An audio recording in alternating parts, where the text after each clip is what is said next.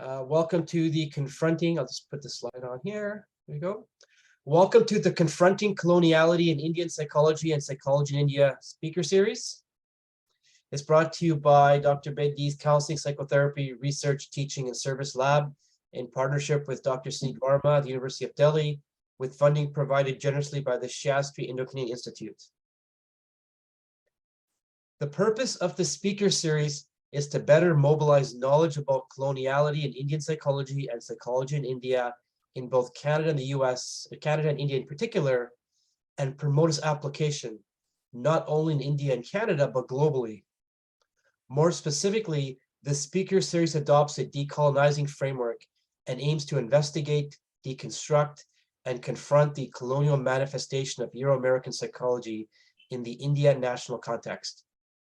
It is hoped that the end result of the speaker series is greater societal awareness of the legacy of colonialism on contemporary Indian psychology and further decolonization of Indian psychology and psychology in India.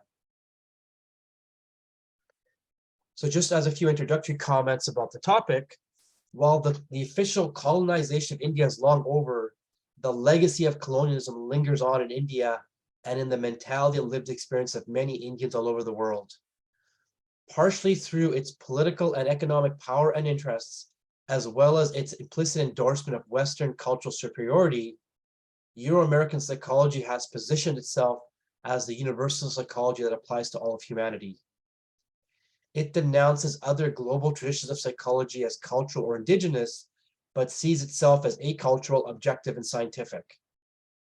It does this through purporting other psychology as biased and comparatively less globally useful, even when applied within their own countries of origin. And now, at this time, Indian psychology scholars are increasingly reflecting on the devastating impact that adopting foreign psychologies has had on the Indian populace, including but not limited to their mental health, identity development, employment and business practices, and reduced ability to access effective indigenous healing practices as just a few examples. Yet, such knowledge and critique often gets overshadowed for several reasons, such as a lack of sufficient knowledge mobilization for such a small but growing critical psychology literature that challenges hegemonic ideas in psychology. So as I said, the overall purpose of the speaker series is to begin to better mobilize such knowledge and promote application not only in India and Canada, but globally. So today's speaker, I'll introduce him in a second, but we do have our next two speakers aligned as well. But with that said, let me shift here and introduce our speaker today. So it is my distinct pleasure and honor to introduce a colleague of mine as our first inaugural speaker, Dr. Suneet Varma, Professor of Psychology at the University of Delhi. So with that said, I will turn off my screen and turn it over to Dr. Varma. Okay. Namaste. Thank you, Dr. Rubinder. So without much ado, let me begin. I'll begin with my journey in psychology very briefly. And I took up undergraduate studies in psychology way back in 1984, almost 30 years back. And almost 30 years back. And I came to psychology because I was dealing with the existential issues, like many of us do. And I was looking for solutions. I had glanced through introductory texts and I found psychology very promising. And the first year of undergrad studies, at that time it was a 3-year program in India, I found it pretty interesting, general psychology being the core paper. Very soon, by the time I reached the second year, we didn't have a semester system back then. And it was an annual system. So very soon, in the second semester, when I read, for example, social psychology, I began to feel extremely uncomfortable because I could very clearly see that the theories and models represented in the text, which are all American textbooks, didn't make sense in the Indian cultural context. For example, social perception, interpersonal attraction, etc. And because I had lived in the United States for a number of years before that, I could understand where those ideas were coming from. But I couldn't see myself, and most Indians would not be able to see themselves through those lenses or through that lens. And that started off this whole journey about looking at it carefully. Why is this major Western bias there in psychology? And in the final year of my undergrad studies, I wanted to do a comparative, a small dissertation, a comparative study on the idea of psychological growth and the healthy personality, East-West comparison. And my to-be supervisor said the Western ideas are okay, you can look at Maslow and Rogers, etc., but leave out the Indian or Eastern ideas. So I said, but that's the crux of my, that's the focus of my work, to highlight the Eastern or Indian perspective on that, because they have helped me much more than Western psychology in my own personal life. So I was told by my to-be supervisor that, well, number one, it's not psychology, it's philosophy, Indian thought. And I'll come back to this. And the second thing I was told was, it's not scientific. So these issues haunted me, and I didn't even do my dissertation because I was not permitted to take up the Indian Eastern perspective. In the master's, after a lot of debate with my supervisor at the master's level, again, University of Delhi, eventually I managed to do that. There was immense resistance from my first proposed supervisor and then the supervisor, basically around the inclusion of Indian thought, basically. Buddhism, for example, yoga tradition, etc. So that really got me thinking that I need to look at why this is the case, why this situation is there in academic psychology. And so in my PhD work, it was a partly historical study of the development of Western psychology and a critique of the mainstream view. It was titled The Scientific Paradigm in Psychology, Challenges and Possibilities, where I deconstructed the entire framework. And that paved the way for bringing in Indian psychology. That was between 1993 to 96 when I completed my thesis. And for a good 10 years, I was only critiquing, a lot of West bashing. And then I got tired of that. And then I moved to Indian psychology, my original interest, from 2003 onward to date, 20 years, 2 decades. So I've gone more deeply and written, and I'm part of a group of psychologists who are basically representing what we call Indian psychology. More on that. And so moving further, I begin with some critical issues, which are mentioned, I think, in the abstract, in the expanded form of the abstract, that psychological explanations are not Western inventions. There are other alternative explanations of psychological processes. And they often conflict with Western assumptions of what is being taught as universal psychological truth in the West, as well as in academic psychology in India, ironically. And a closer perusal of literature, because I was earlier working in the area of theoretical psychology. For a very long time, the word crisis has been used in the context of psychology, mostly theoretical psychologists. So, especially since the 70s, when the Kenneth Gergen wrote something on the crisis in social psychology. So basically, the issue has been highlighted over the last 4 or 5 decades, at least. Crisis in regards to the progress it has made towards understanding mind and behavior, crisis over what should be researched, and by which means psychology should go about to progress this knowledge. And there is no coherent, unifying framework or paradigm, a term borrowed from Thomas Kuhn. And if those of you who are familiar with Thomas Kuhn's idea of paradigm, which he applied to chemistry and then later physics, his description of psychology was that it is in a pre-paradigmatic stage. There is no agreement. There are so many different camps, so many different groups of people, and there's no agreement. There's no consensus. So there isn't one paradigm. And so Sigmund Koch, for example, said in his paper in American Psychologist in 1983, The Nature and Limits of Psychological Knowledge, a century qua-science, where he said that psychology is much better off using the term psychological studies, because in different areas, the assumptions are different, the methods are different.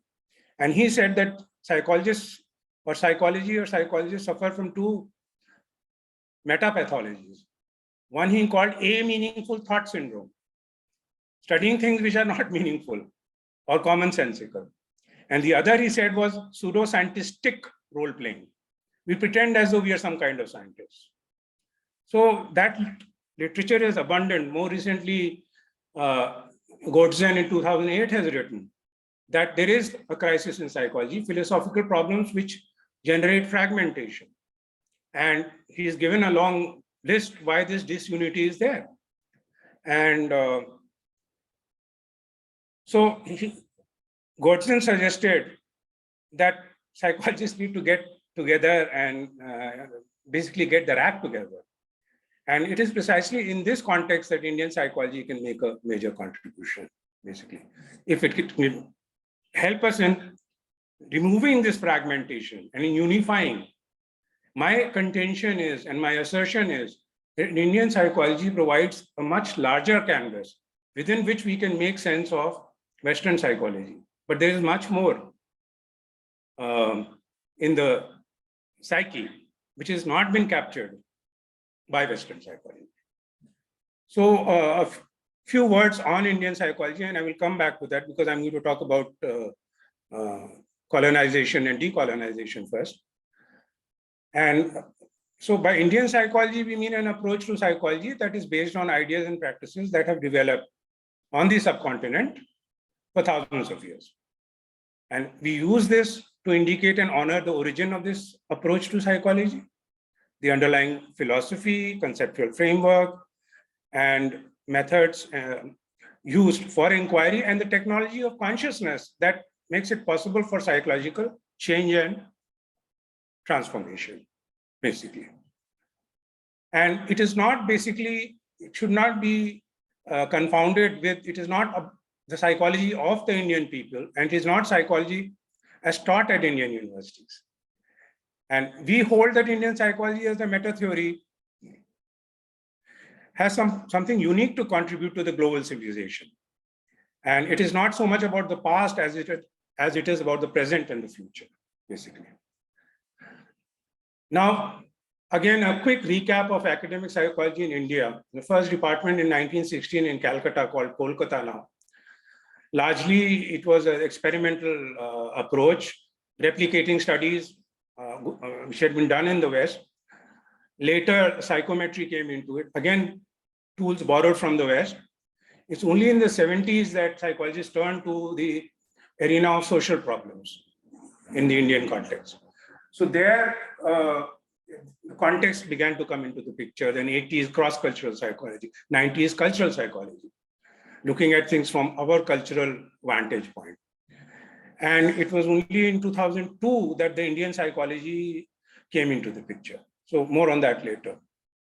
Now I have been inspired, and some of the dominant ideas related to colonization have been inspired by a very, very recent writing by Dr. Kundan Singh, which is Colonization and Indian Psychology, a reciprocal relationship from the perspective of Indian post-colonial theory. So here, Dr. Kundan Singh has offered a unique Indian post-colonial theory, 2023, and it is to be published. It is a pre-publication draft that I went through, and it is going to be shortly be published in the journal Research in the Social Scientific Study of Religion, North American-based, US-based, basically. Now, Given that India is a civilization which has a rich tradition and tapestry of knowledge pursued, encompassing the Vedas going back 5,000 years, and Buddhism and Sufism, and systems of logic called Nyaya, and also poetics, astronomy, mathematics. For example, Sir Isaac Newton has been credited for inventing calculus. But in the Kerala school of mathematics, in the 13th century, calculus is very much there in the documents which exist to date. So all that very sophisticated knowledge systems have been there for centuries. So after independence, it would have been logical that the discourse in European nations, as they began to move from general discussions on human nature to an organized discipline called psychology, something similar in the educational system in colonial India would emerge, which would be connected to the Indian knowledge systems, basically. But this was not to be. And as Singh has highlighted, colonialism is far more sinister and pernicious than usually recognized. Apart from plundering the wealth of the colonized nations, the colonized destroy the culture of the colonized people and everything linked with it. Knowledge systems, traditions, art, architecture, literature, dance, drama, so on and so forth. It is so deep, this impact of colonization, that it lingers for many decades, even after the political and geographical colonization ends. And Indian psychology's journey in the last 20 years is the saga of India's colonization and the recovery of its brutalized, plundered, and lost knowledge systems, basically.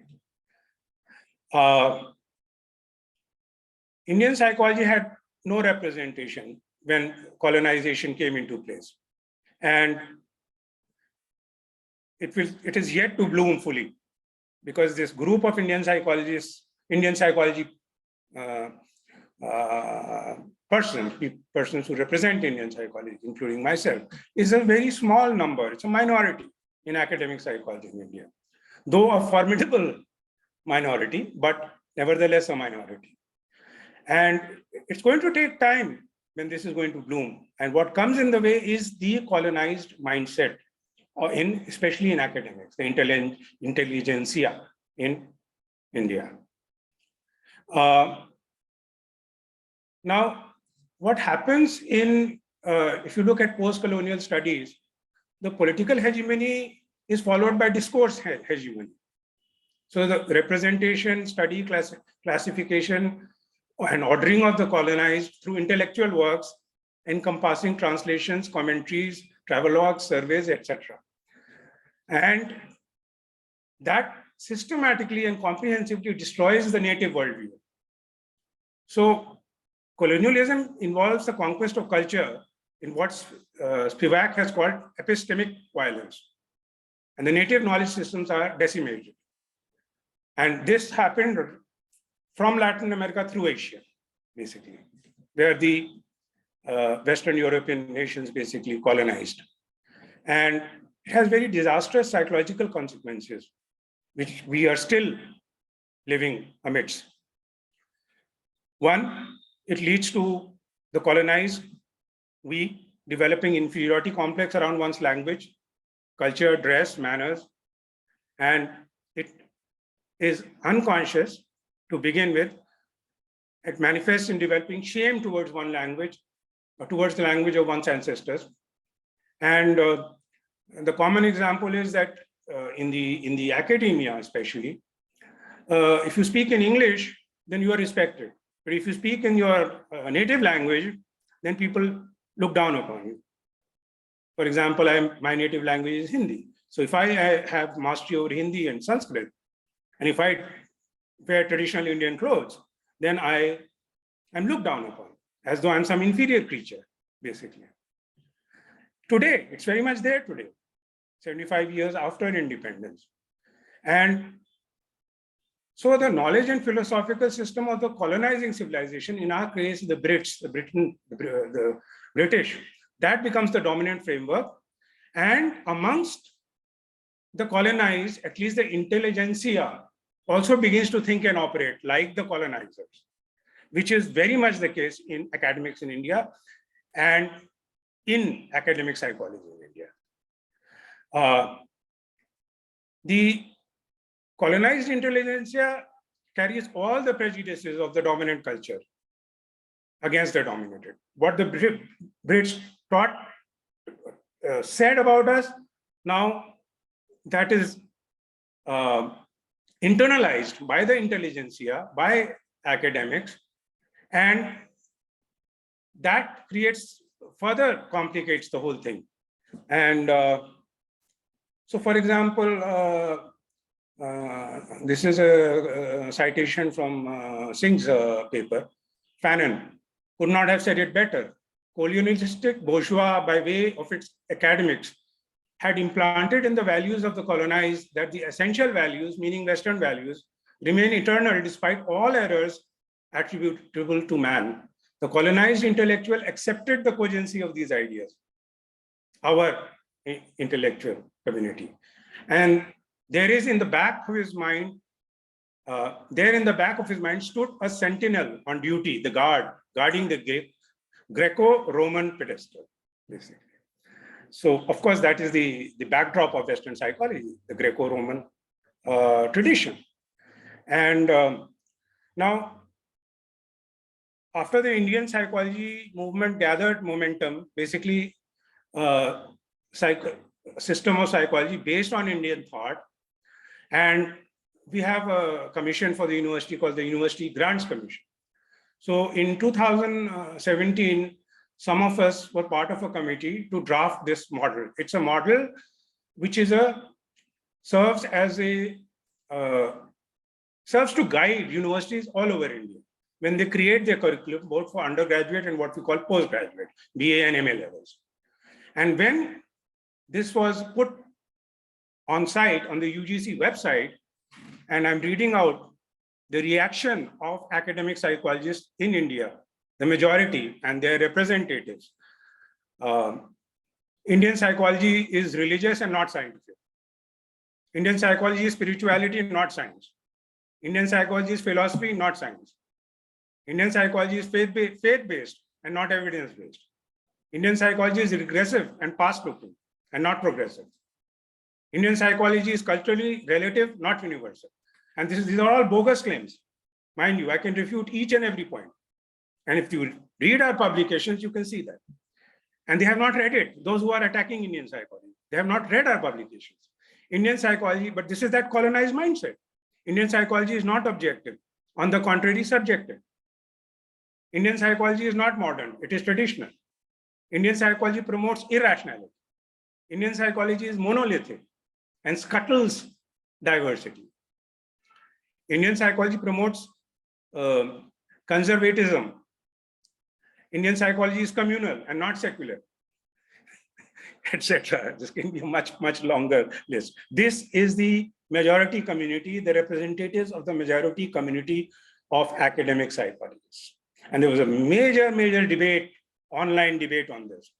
I was one of the major, leading proponents in countering all these points. Systematically, I countered all of them. Anyhow, now,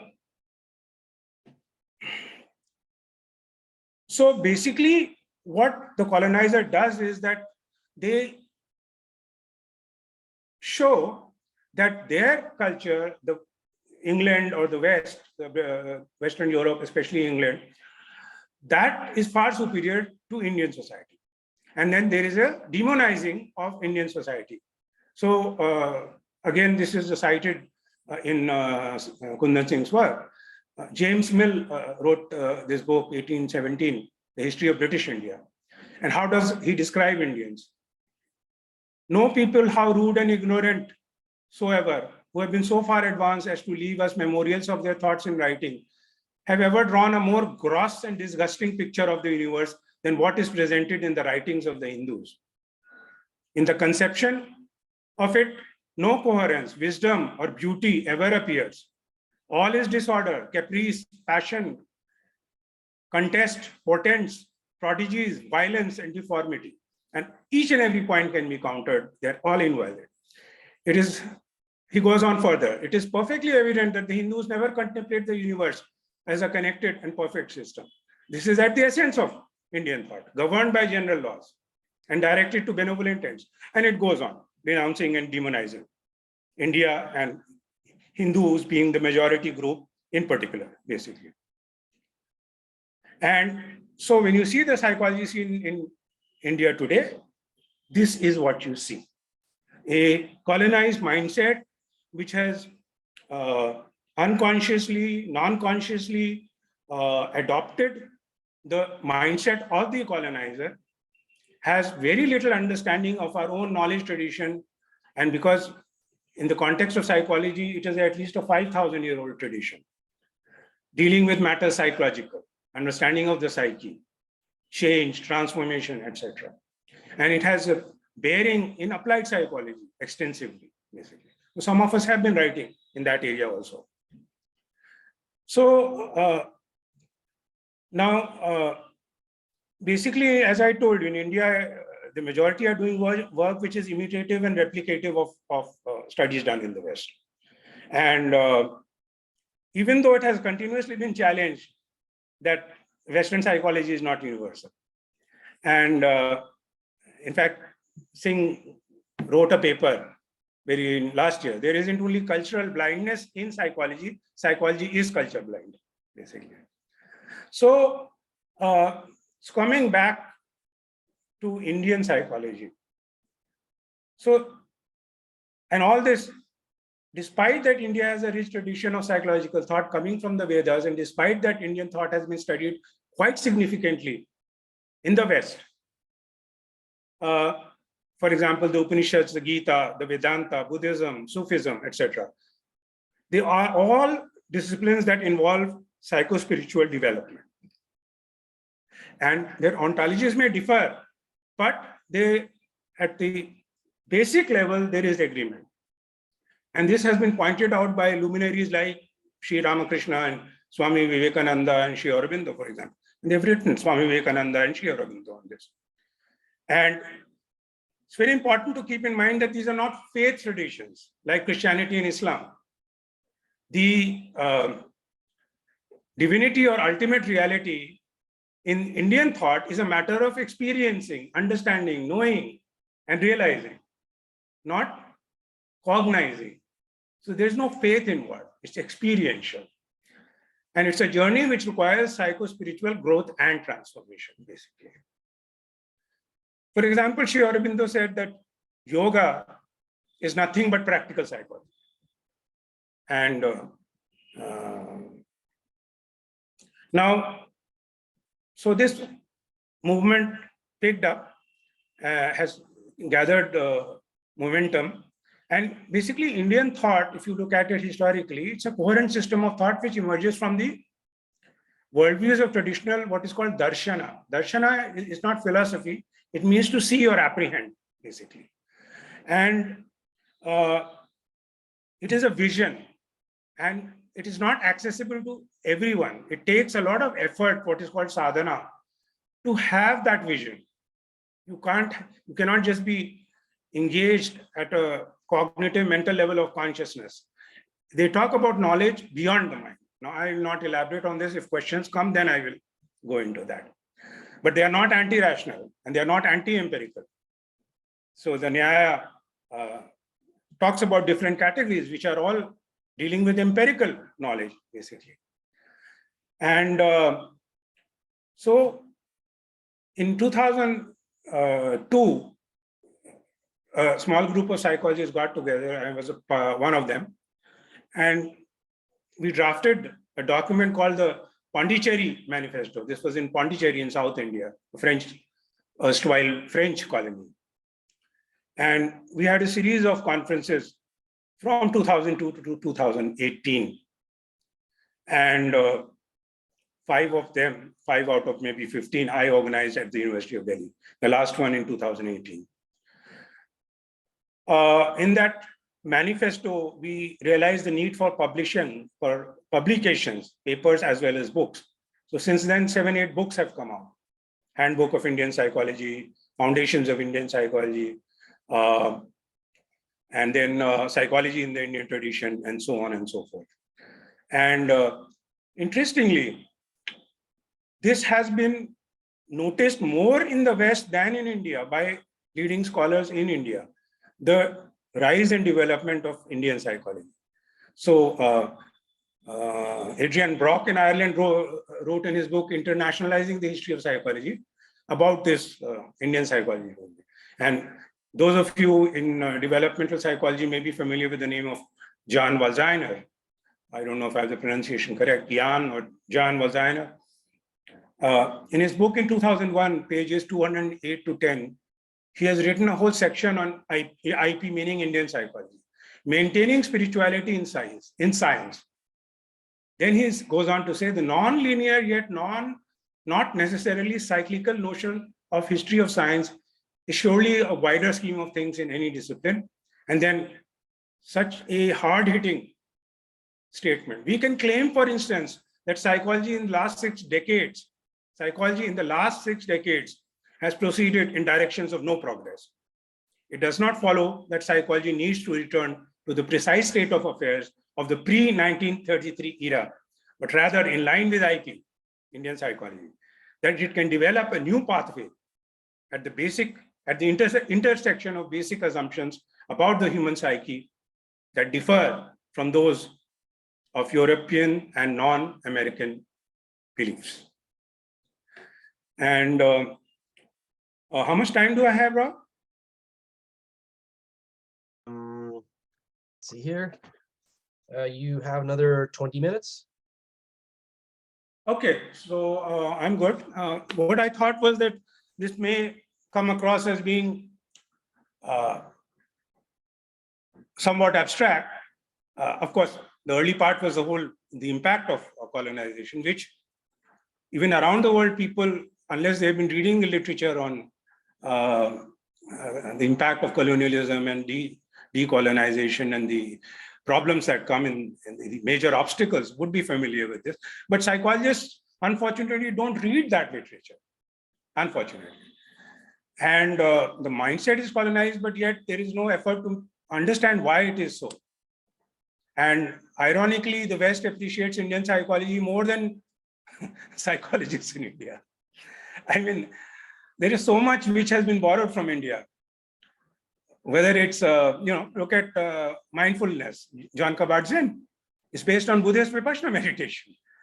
Emotional intelligence, Daniel Goleman, is based on Buddhist ideas. I can give you a very long list. And I'm being very kind. One could call it appropriation of Indian thought. But the irony is that it is inspired by Indian thought. It is repackaged and sold to Indians also. So Vipassana in India, you can go for a 10-day camp free of cost.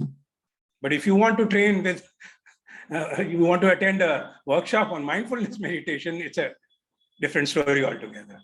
Anyhow, I don't want to go in that direction just now, but there is a lot of evidence of that. There's one Rajiv Malhotra who has been documenting all this. Now, I'll just take at the end an example of psychotherapy in Indian psychology. So, extensive paper had been written by one of my mentors, who is not really part of the Indian psychology group, but he is a psychiatrist by training, and his writings are all basically a representation of Indian psychology in relation to counseling and psychotherapy. So he's written a brilliant paper, Psychotherapy and Indian Thought, for one of our conferences way back in 2004. So there, I'm just highlighting some of the things that he pointed out. Human thought has been preoccupied with the problem of suffering and pain since it became conscious of itself as more than just another struggling animal upon this charming and dangerous world. Of course, this is not the whole of his evolutionary story. The greater part of his struggle has been to evolve a thinking creature out of the mud. To evolve a rational being out of the animal nature imprisoned by the sense mind. Even a spiritual person whoever lurks as a vague hint of light beyond his more familiar and surface parts, our mental, sensorial consciousness, full of the tumult and din of turbulent emotions and the smoke and fury of desires and passions.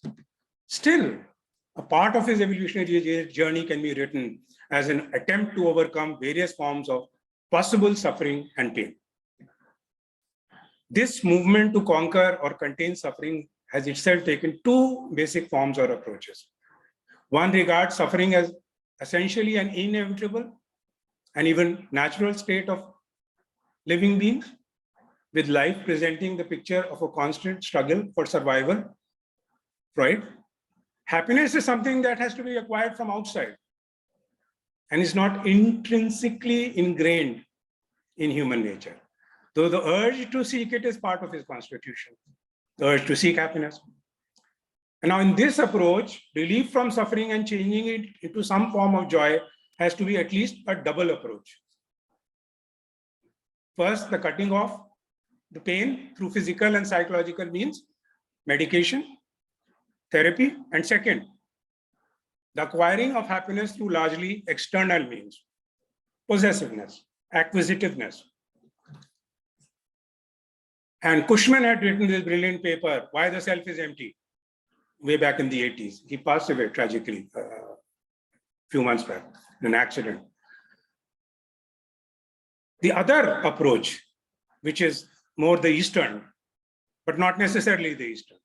The other has led to man's effort, or man is being used in a human being sense, not sexist, effort towards inner mastery through yoga.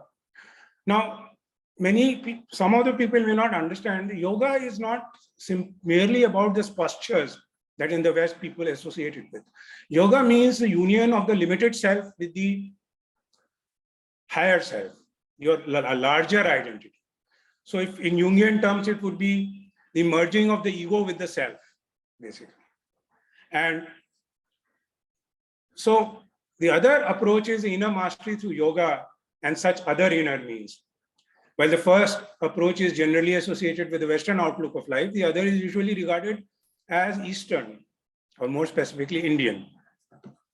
But this is only a generalization. But if we have a dispassionate look, we may find both approaches across the globe existing simultaneously at every point of time. But for the modern mind, the Western world is associated with advancement of material technology, while in the present era, at least the greatest numbers of inner approaches are associated with the Indian subcontinent. That still continues to shed an authoritative light on inner means. And still thousands of people come every year in India seeking this spiritual knowledge, the spiritual light from the West. So if we go a little deeper, psychotherapy must be based on the most complete and the most deep knowledge of the psyche. But much of psychotherapy is based on what a human being was either in their remote and hoary past as a race or pack of animals, or more recent yesteryears of infancy, Freud, tracing the roots in this way tries to put a corrective by setting things right. The principle sounds fine, but how do you define the past? How far back do we go? And then future. So in other words, is the goal of psychotherapy to return the client to his past when he or she was healthy, or present maximum possibility? Here, the Indian approach differs radically. It's not to help the person become okay as they were in the past, but utilize the crisis for an inner evolutionary journey towards a more meaningful future, using the crisis as a learning experience for growth and progress, basically. And here we find these two divergent worldviews. So I'll give you an example from my own life. I'm almost done. So in the first case, man is a creature of mud formed by a process of chance revolution. He's essentially a physical, or better, perhaps a chemical being. Psychologically, he's nothing more than an outgrown animal or worm. that has somehow managed to form itself through a series of random mutations. There is no essential goal or purpose of his life, but to struggle and survive. Tussle between individual instinct to save himself and collective instinct for the group, community. The crude animal is his past, the refined animal is his maximum scope. Juxtaposed to this and in somewhat of a contrast, the other view holds man, and this is the spiritual view, not just the Indian. Holds man or human beings as a creature of heaven fallen here upon earth, though high and sublime in his origin and parentage. Psychologically, he or she is a soul, a miniature divinity, shut in the prison house of matter, seeking for release and escape. His goal and purpose is to find his true spiritual self. An animal in his nature, but divine in his essence. And this is at the essence of all Indian thought, that our basic nature is divine. In stark contrast to Christianity, where we have fallen and we need to be saved. I'm not criticizing Christianity, but this is a very entirely different viewpoint. An animal in his nature, but divine in his essence. He's crossed between the two. And that is the secret of his difficulty and conflict. The animal nature is a trap. Freedom from this trap is his hope and salvation. And it's difficult to reconcile these two extreme viewpoints. So last one or 2 points. So what does a counselor or therapist look like in this perspective, the Indian spiritual perspective? So the counselor leads the client through a progressive deepening, heightening, and widening of his consciousness, using every experience of life, past and present, as materials for the evolutionary process, growth, psychological growth. Towards this end, he or she may use any and every means, again, depending upon the client's readiness of acceptance, his or her natural bent and temperament. Most of all, his or her constitution and faith as a temporary aid to one who is an expert in the field, say, even asanas and pranayama, breathing, even that can be used. Why not? Different approaches can be used depending on the knowledge of the counselor. But the counselor must have mastered those techniques and practice them in his or her own life. And so the goal of therapeutic journey in the Indian spiritual view is not a warding of the present self, but the discovery of the inner healer who can heal not only this, but all other anomalies of life in all times to come. It is this inner discovery of the true soul, this ascent to our own higher summits of consciousness, that will progressively reduce the outer dependence on the outer form of the guru or counselor or therapist, since one would have discovered the same guru within, that hidden divinity within our very bosoms, basically. All this is no easy task. It requires a colossal inner development on the part of the counselor or therapist himself or herself. Outer degrees and outer knowledge matter little in this process, and all are not even suited for it. It needs a certain predisposition, predilection, and temperament. Or perhaps, to use the ancient Indian language, some are destined for it. It needs along, and this is the very last point, it needs along with spiritual self-development, perhaps a certain wideness and suppleness, wisdom side by side with strength, higher degree of faith and conviction, an inner goodwill and generosity, but most of all, a deep compassion and love for our struggling humanity. It is not a PhD course in spiritual counseling or a theoretical intellectual mastery of the subject, but a real living of the truths that one wants to communicate that really matters. If it is a tall claim, then so be it, since a high goal necessitates a difficult endeavor. One example. So I share with my students and they relate to it. The problem of love. So the client comes to the therapist and he's had a heartbreak, he or she has a heartbreak. So the therapist consoles them and holds their hand, metaphorically speaking, and says, oh, it's all right, you'll get over it. And 6 months or so, the person gets over it. And though probably most people would get over it without a therapist in 6 months, but that's besides the point. So from the Indian spiritual point of view, love is not something which comes from outside. It is a unfolding, the blossoming of a flower within your own being. So love, joy, peace is within your own being. It unfolds, it gets triggered by external events. But we think, much like the musk deer who is searching for the perfume, for the outside, it is all inside us. And there are catalysts, no doubt. So this is one very simple kind of example. And once I discovered that the source of love, and in the prior case, I mean, the other example where after 6 months, the person is okay.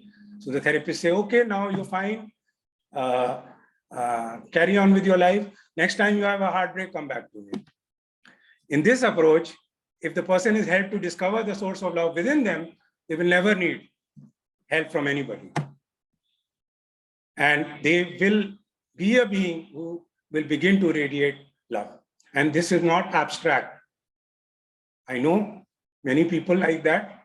Around the world, you will find very loving people. And in my own life, I have worked on this. I will not claim that I have a right, very far from that, but it's for real. Most of these ideas that I talk about, and Indian psychology especially, is all based on my own understanding. So I think I'll stop at this point, and thank you, and then we can have questions.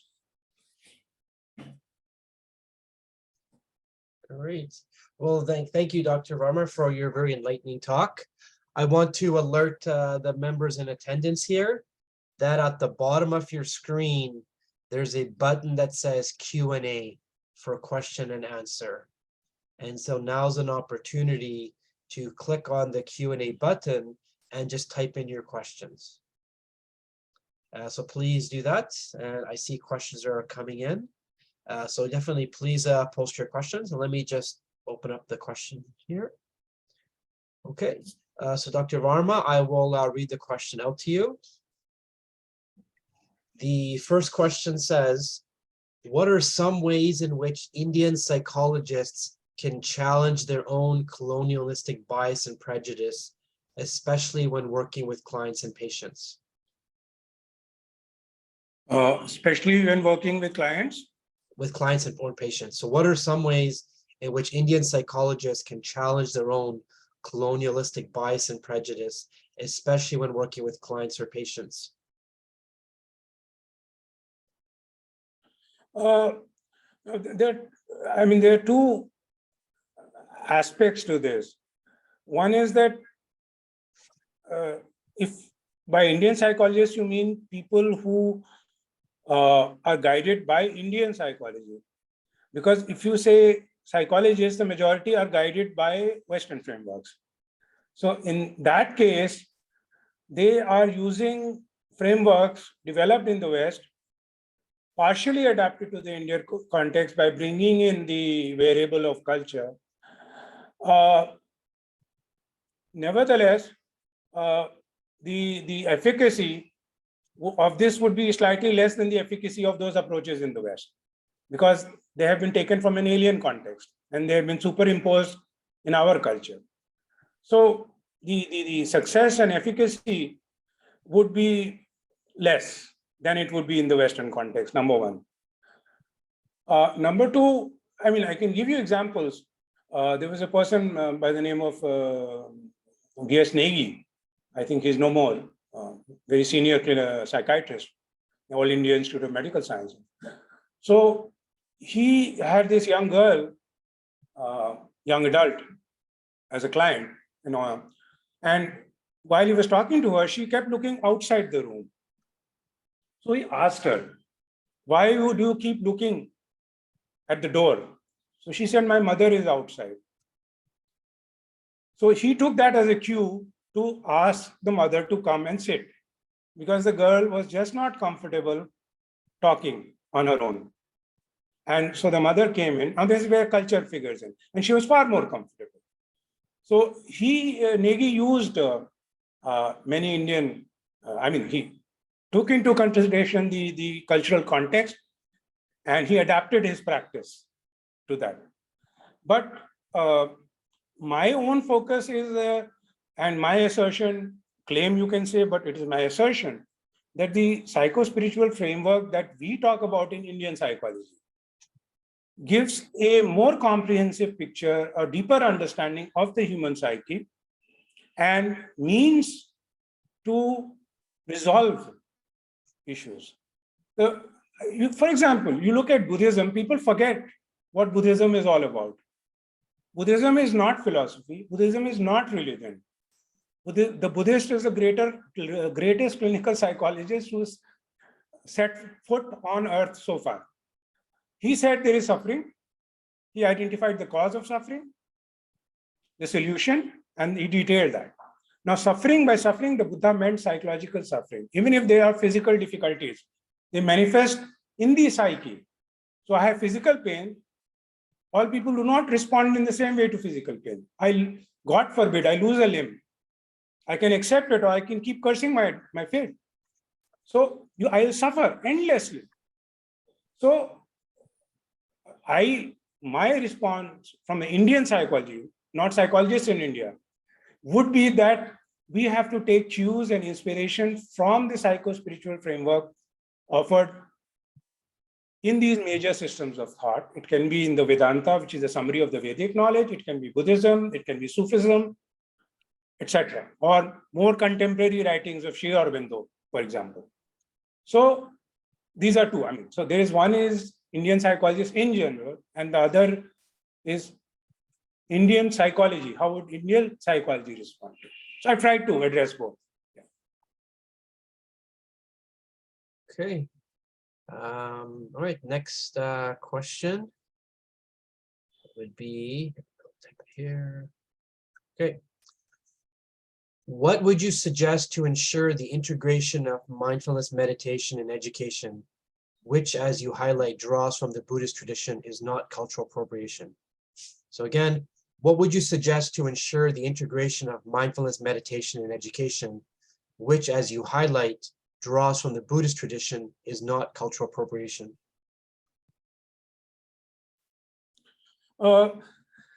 My argument, my unhappiness with John Kabat-Zinn's approach is that what he has done is, and I have a recording of his interview, where he says that mindfulness is basically based on asanas, yoga asanas, the postures, and Buddhist meditation. But without the Buddhist stuff. Now, you cannot separate Vipassana, the Buddhist meditation, which John Kabat-Zinn uses in his practice, in his MBST. You cannot separate it from the foundation of Buddhism. And the moment you do that, it's only a partial solution. So the appropriation is you took some ideas and you used it to your advantage, and you removed the context without fully appreciating the power of that context. And therefore, stripped from that context, it has very limited effectiveness. Well, sure, he uses it for pain management, depression, and things like that, and it will work to some degree. But it will not. Buddhism addresses a fundamental existential question that we all suffer. What is the way out? So that is why I am very unhappy when people do the kind of work that John Kabat-Zinn has done. Sure, it's helping people. I don't take that away from him. But it is doing great injustice to the source tradition. And interestingly, John Kabat-Zinn in his early works always acknowledged the Buddhist influence. Later, he stopped doing that. And his followers may not even be aware of the Buddhist origins of his approach. And ironically, in India, there is research on mindfulness-based issues, but none on Vipassana meditation, except one exception. So a lot can be said, but I have to limit myself. Yeah. You cannot separate mindfulness from the Buddhist framework. Okay, great. The next two questions are very similar, so I'll read them both out here. The first question is, good evening, sir. Can you please suggest references for Indian psychology? This will be very helpful. Thank you. And the next question is, can you share any books or paper recommendations for using Indian psychology in psychotherapy practices when working with South Asian clients? Okay, I can share a list. Who should I email it to? Rob, can you help me? Yeah, if you email me a list, people can email me, and then I'll just attach that list. Right. Is there I any you have the can think list. of? I may have. Yeah, yeah. Is there any key Well, I essential read names you out. can think of? Yeah, I read out the names of our major publications over the last 10 plus years. And so I'll give all those references. And yeah, sure. So there are numerous volumes now. And I share that. Yeah.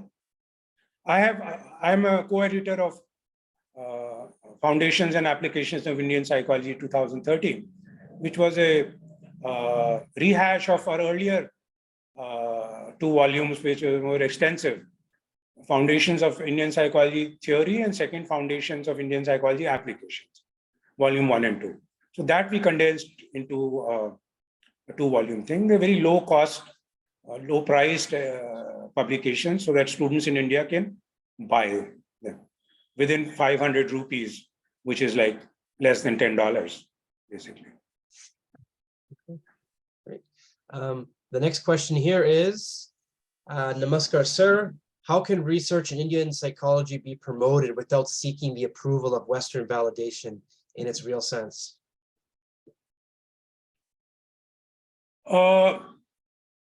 You just do it. I wasn't seeking Western validation.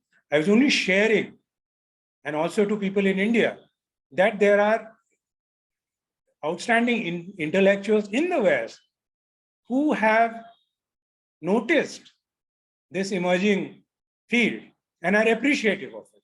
Now, I'm not saying that I need that validation. In fact, I have so far refused to publish outside of India. I don't want that validation.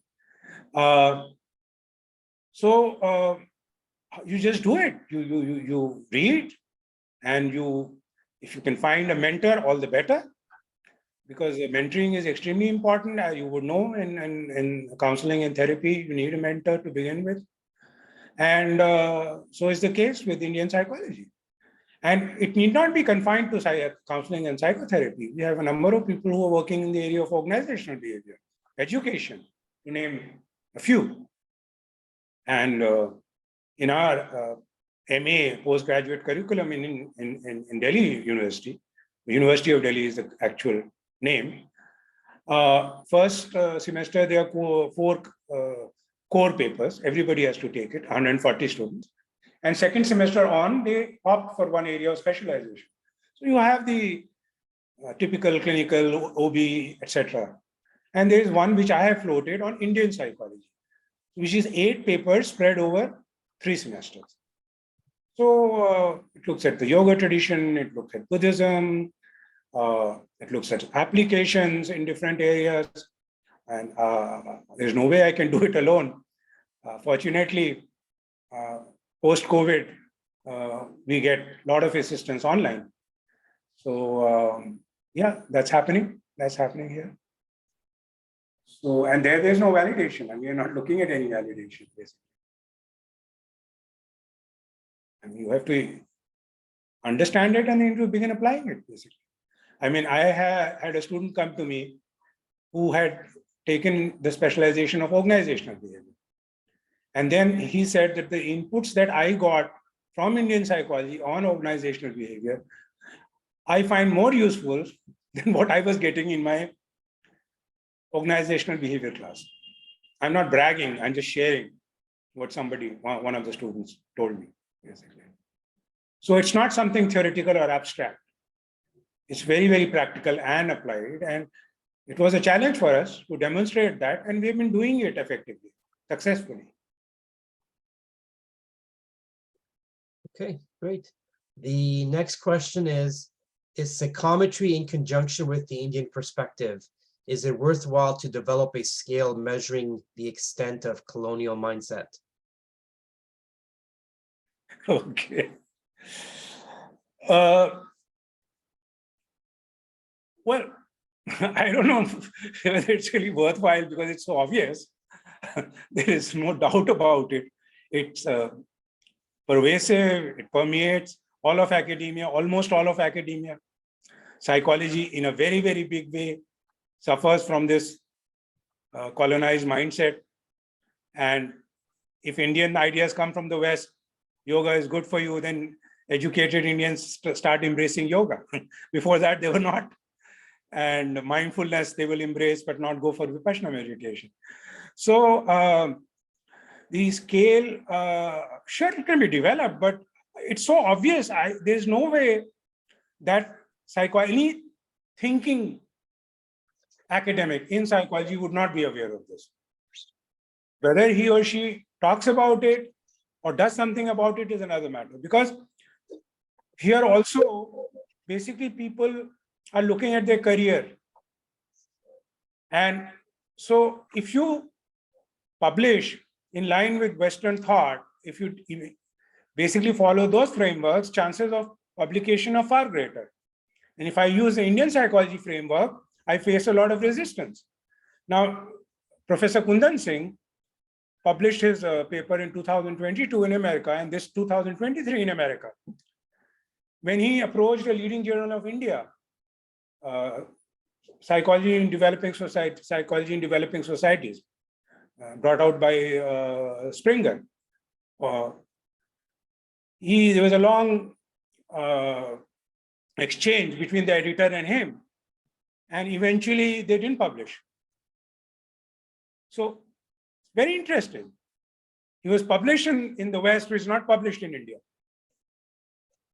So, our academics are thinking about their career, and it may be simpler to follow an accepted framework.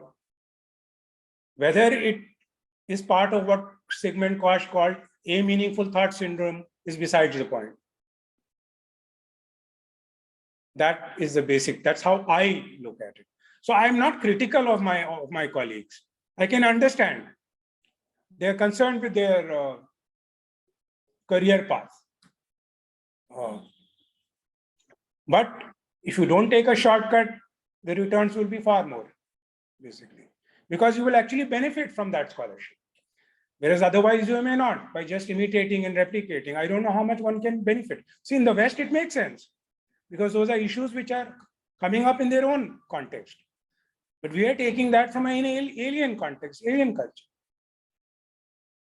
So I remember back in my master's studies, we had a paper on community psychology, which was basically looking at, the minority groups in the US, the Blacks and the Hispanics and kind of problems they're facing, et cetera, et cetera.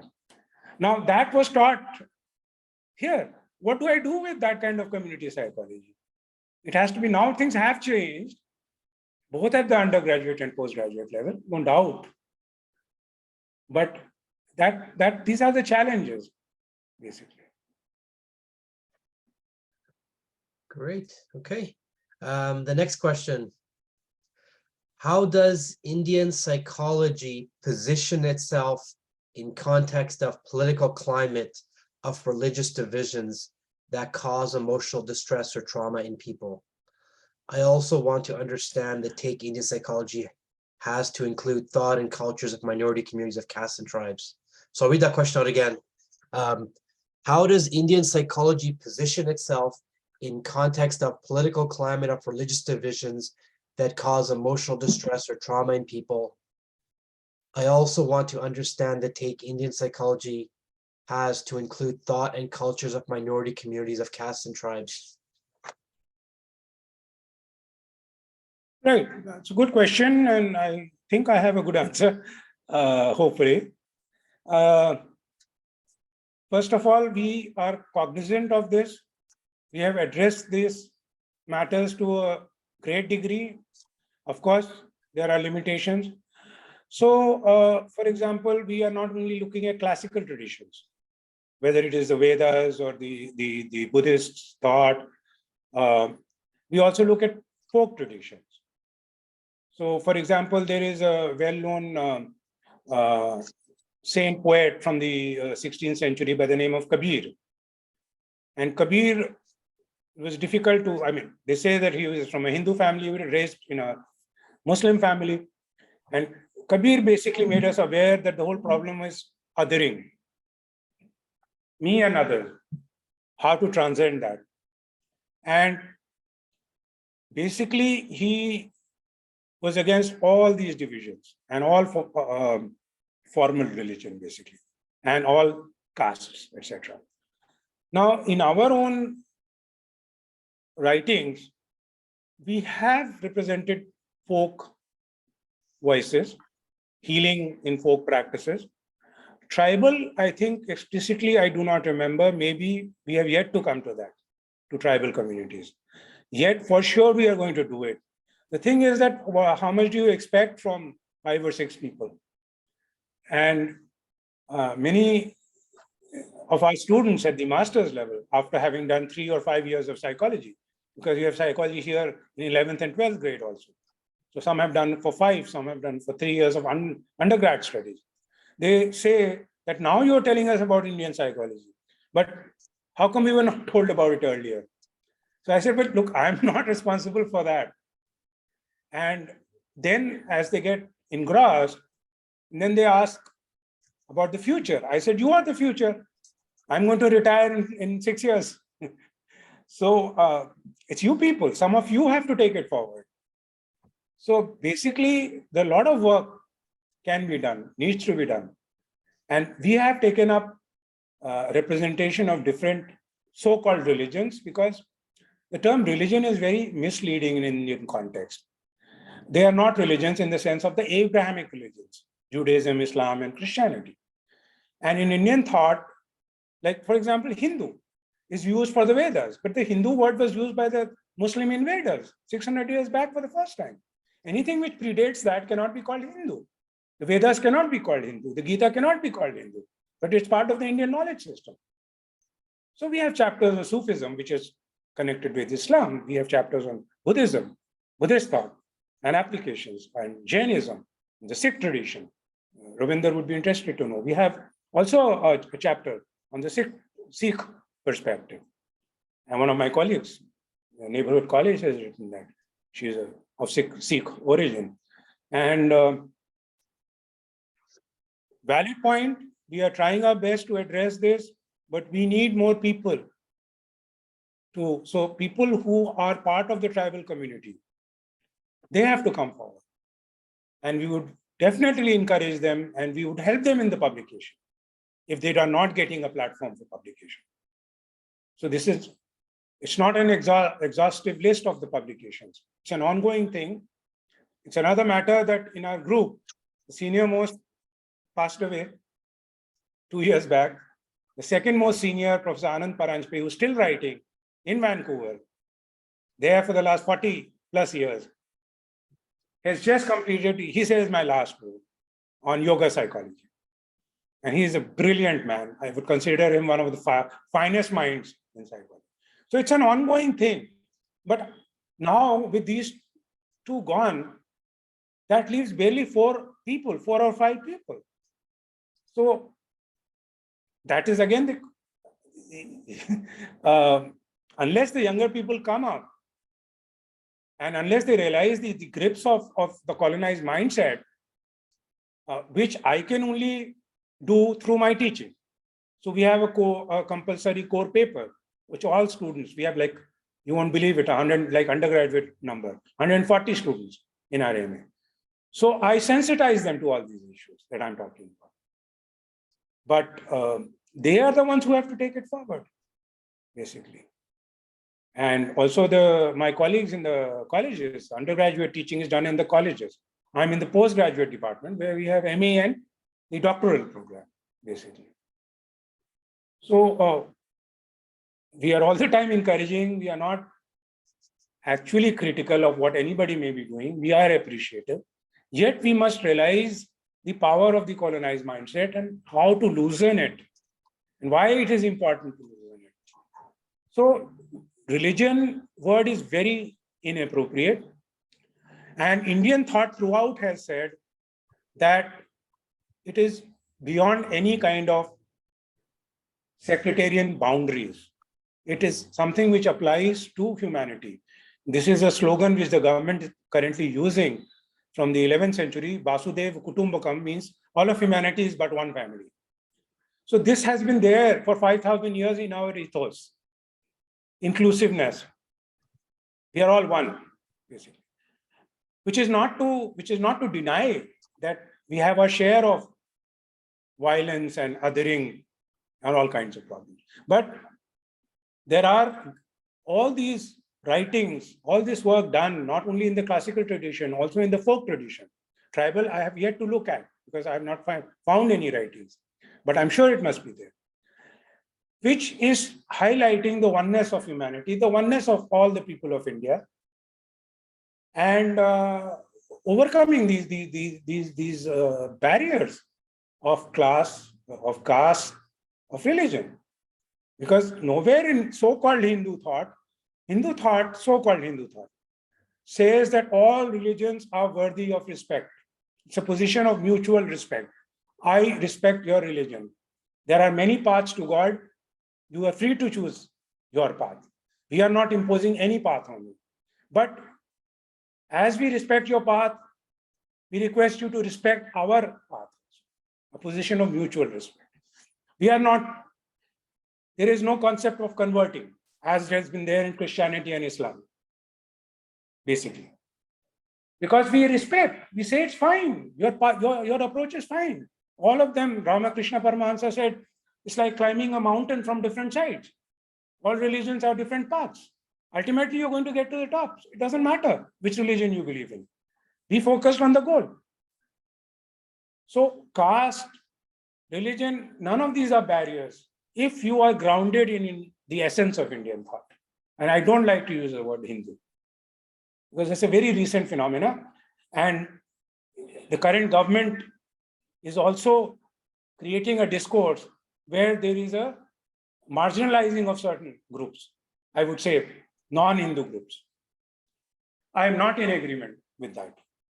And I'm taking a risk because I say it in my class and I'm saying it here. Of course, I can't get into serious trouble, but I can get into trouble to say these kind of things on a public platform. But I don't, I'm going to say what I believe in, what I understand, basically.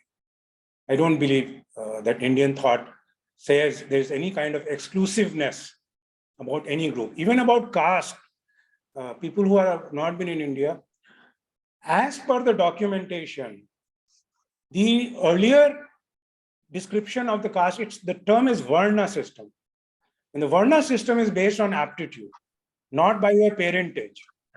That came in the 3rd century BC. And what is called Brahmanism, the higher caste.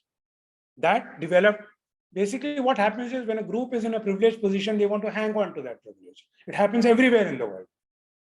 Upper class, lower class. It's just a manifestation of that. It's nothing unique in the so-called caste system. It was based on aptitude, not on birth. And even in the Bhagavad Gita in the 5th century BC, approximately, it is not by birth.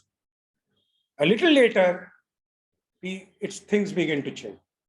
And then we must realize that the discourse of the British they use the term caste. We did not use the word caste for our own system. That has also created a lot of problems. Their interpretation and their divide and rule, pitting one caste group against another caste group. So it's a very nefarious kind of activity that they were engaging in. So all that has to be understood. It's not, it can be understood more deeply. Many people are somewhat naive about it. And they don't realize what the British intervention did, basically. Just to serve their interests, basically. Okay. So, Oh, yeah. The next Sure. question here. How can we relook at the Guru-Chela relationship in therapy in the current context, especially when working with many Generation Z clients who represent themselves as woke? And how do we renegotiate power in other social justice frameworks in India, such as caste, social class, linguistic minority, sexual diversity, and so on? So again, I'll read it over one more time. How can we relook at the Guru-Chela relationship in therapy in the current context, especially when working with many Generation Z clients who represent themselves as woke? And how do we renegotiate power in other social justice frameworks in India, such as caste, social class, linguistic minority, sexual diversity, and so on? I think there are two dimensions which are here in this question. It's not one, there are two questions here. One is when you use the term Guru Chela, you must understand that Guru Chela is used in psychotherapy now. The first person to talk about it was the same Neki, the Sikh gentleman that I talked about, who asked this girl why she was looking towards the door, invited the mother in. He wrote a paper, the Guru Chela paradigm for therapy. Before that, it was not used for counseling and psychotherapy. Now, for that, we need to understand the whole idea of Guru Chela. Number one, Chela is basically the person who wants to learn, who's seeking guidance. So it can apply in psychotherapy and counseling setting also. But it is the person who seeks the Guru. And the Guru Chela, now we can talk about it in the context of therapy. But in our entire tradition, whether it was knowledge, Vedic knowledge, Upanishadic knowledge, and so on and so forth, or it was in music, dance, you sought the Guru. So you are not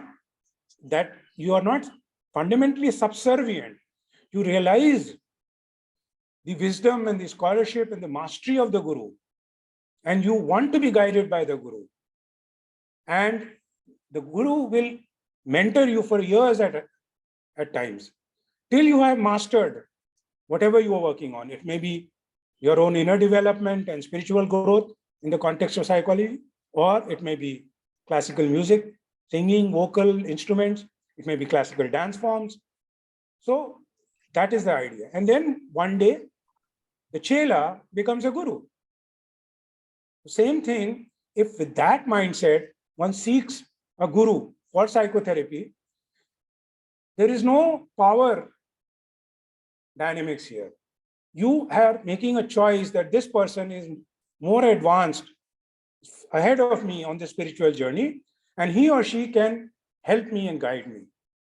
So you then basically come to the Guru. And it is not, as people may think in the West, a typical kind of a hierarchical relationship. It is a opening yourself to the knowledge, receiving that knowledge to the fullest, so that you can grow in whatever field you want to grow. And here, psycho-spiritual growth. And a day comes when the Guru says, now you have to leave. Now you are on your own. And very soon, Chelas will come to that erstwhile Chela. That is called the Parampara, which has been going on for a few thousand years. It continues in music, dance, especially. It's a living tradition. And also in the spiritual communities, it's a living tradition. So you have to transpose this in psychology, and it is not at all hierarchical. It is basically an openness to the wisdom of somebody who has traveled the road that you want to travel on, where you need guidance, where you need mentoring, basically. So all the other issues, I don't know how exactly they fit with this, but then I would say they're besides the point, because it's not that, typically, it's not that the Guru is going to exploit you. Typically, of course, it happens. But that's not the norm. The Guru is not meant to be doing that. Guru is a role model more than anything else. It's an exemplar.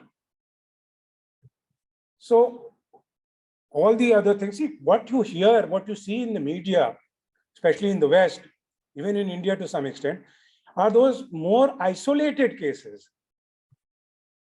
Now, the exception is not the rule.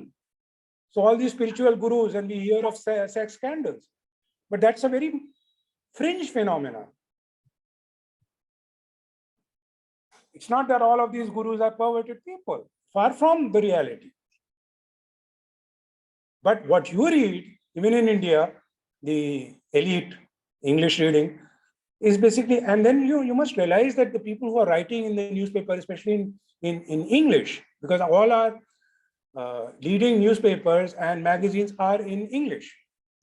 So that is part of that colonized mindset, which would enjoy denouncing such gurus. You would get a great kick out of it without even knowing what the guru, chela, parampara means. Again, a reflection of the colonized mindset. Academics and people in journalism, in television, I mean, different forms of media in journalism, most of them, if they are in the English, using English, they have that mindset. If they're using a regional language, then it's going to be a different story altogether. They are much more sensitive to the Indianness, basically. But in psychology, we are reading only, I mean, English newspapers, English books, mostly. And so there is a major bias in that. But it is not built into the Guru Chela framework in any way whatsoever. Okay, great. The next question.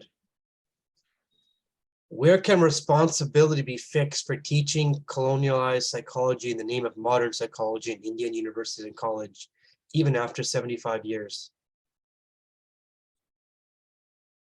Okay. The responsibility is with the academic community, with different universities. As far as the model syllabus was concerned, and in that committee, there were several of us who were from the Indian psychology group. We have created the syllabi, the curriculum, which can serve as a model. It's not mandatory for anybody to follow it. So that is there on the UGC, University Grants Commission website. Now, this is for academics to realize and to make a representation of that in their curriculum. It should be there. If I had a say, I would say that both at the undergraduate level and postgraduate level, in all colleges and universities, there should be one paper which all students should be taking, which deals with these issues. But I am only operating here in my department, and I have managed to do that, working on it for the Indian psychology has developed in this department over the last 20 years since I've been working in it. I had the support of a mentor, Professor Girishwar Mishra, who's a leading academic in India and with an international name. He's the second speaker on March 23rd. And so this is up to the, I mean, there's academic freedom. This is not something that can be imposed from without. It is a matter of realization and incorporating it into your curriculum. Who am I to say that your curriculum sucks? Because it has such a major West-centric bias. I mean, who am I? Who gives me that authority? No one. I don't have that authority. But in my own context, in my interaction with immediate colleagues in colleges, in the department, certainly I can raise this as an equal, not as somebody, not from a higher platform, not in a condescending way that I know better. No. But I have grappled with these issues for the last 20 years, at least, actually 30 years. So I do have some understanding of the complexity and the need and the efficacy of Indian knowledge systems, Indian psychology. And the major problem that many teachers face, not just here in Delhi, is that first they find many of these ideas abstract. And I said they're not abstract. Secondly, how to teach it, pedagogy. So I'm trying to organize some workshop, extended workshop, wherein we have something called a refresher course for teachers, which comes under the University Grants Commission. So for younger teachers to update their knowledge.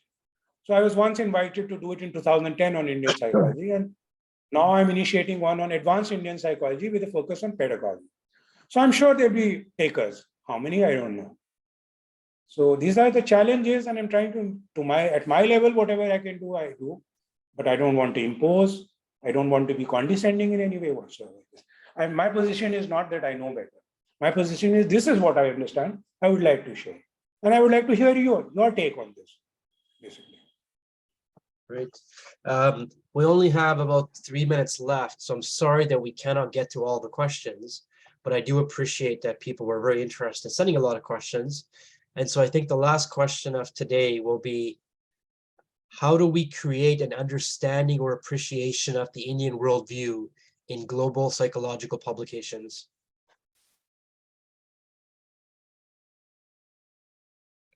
Okay. To some extent, it has been it's been happening. Anand Paranjpeji has published extensively, where he has, for example, his two based in Vancouver. He said, in the day, I used to teach Western psychology. In the night, I used to work in Indian psychology. So two major volumes, 1984, Plenum Press, both Self and Identity. First was Theoretical Psychology, a meeting of the East and West. Second was in 1998, Self and Identity in Modern Psychology and Indian Thought. And he's a profound scholar, no doubt. And many papers he has published. Professor Girishwar Mishra has published. I have published to a limited extent. There are others. So basically, I would say that many of the thinking people, receptive people in the West are somewhat aware about Indian thought. And I could rattle off a list of people who have been influenced, beginning with Freud and Jung, Howard Gardner, and more recently, John Kabat-Zinn and Daniel Goleman, and Izard and Ekman of emotion fame. Izard has focused his recent work on Indian thought, on Buddhist thought in particular. And this is a very short list. So that awareness is there. Ulrich Neisser, back in 1965, his first book came out, Cognitive Psychology.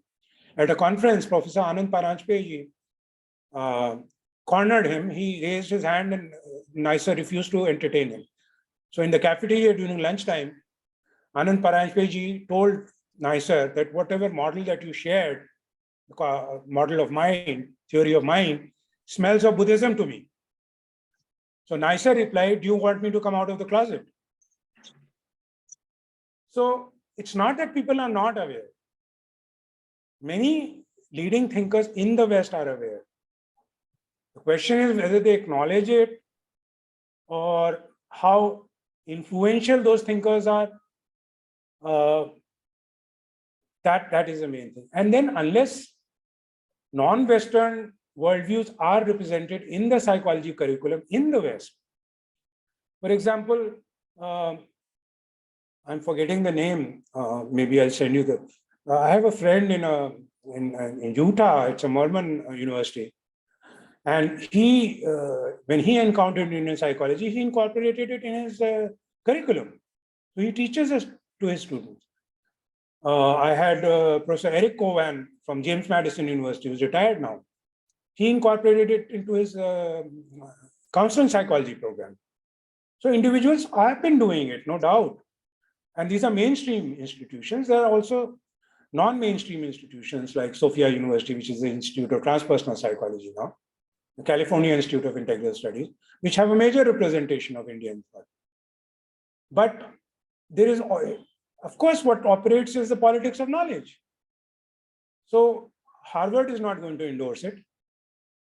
Cornell is not going to endorse it because there are many vested interests.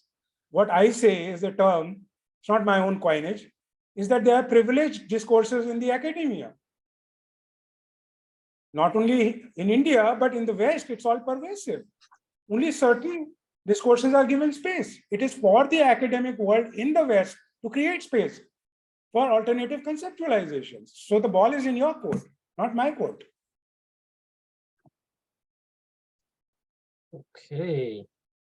Well, again, I apologize for not being able to get to all the questions, but I'd like to thank our audience. We'll actually turn my video back on here.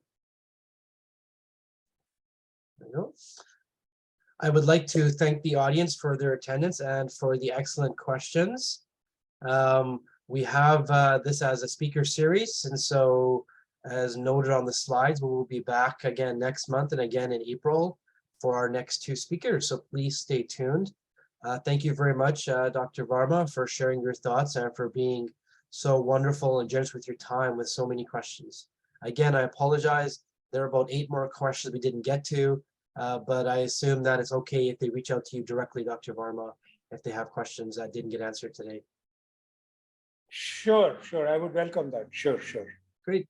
And Dr. Varma mentioned he put together a list of readings, recommended readings, and I will download the attendee list. And for those people who put their email addresses down on the attendance list, I can send out that list of readings on Indian psychology. With that said, thank you so much. Appreciation to Deborah Priya Sen, who served in the background here as an assistant for us on this talk. And so everybody, I hope you have a wonderful evening in India, a wonderful day in Canada, and a wonderful wherever you are, wonderful whatever time of day it is for you. Thank you so much for attending our talk today. Thank you, Rob. Thank you so much for giving me this platform. Though I'm a collaborator, but nevertheless. Great. Thank you very much. Bye-bye. Namaste. Namaste.